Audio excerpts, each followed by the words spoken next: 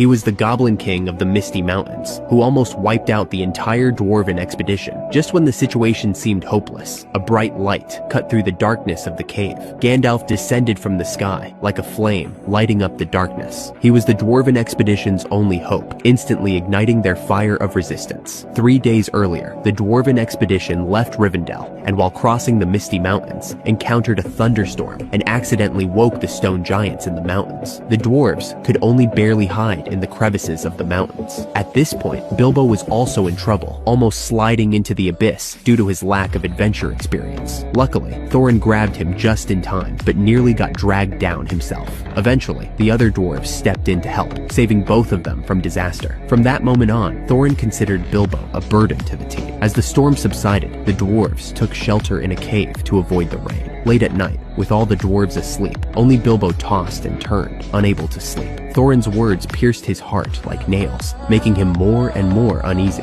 He decided to quietly leave, hoping to prove he was not a burden. At that moment, Bilbo's elven blade suddenly glowed blue. The next moment, they stepped into a trap set by goblins and orcs. Countless goblin creatures surged from the darkness, capturing all the dwarves. Amid the chaos, Bilbo hid and drew his blade, trying to save them, but was blocked by an orc. In the struggle, both lost their footing and fell into the endless darkness. Here, Bilbo met Gollum and came into possession of the One Ring. Fate, from that moment, took a turn. Meanwhile, the Goblin King saw Thorin's Orcrist and instantly felt fear. I know that sword!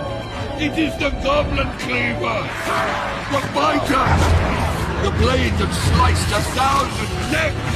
Slashed them! Kill them all!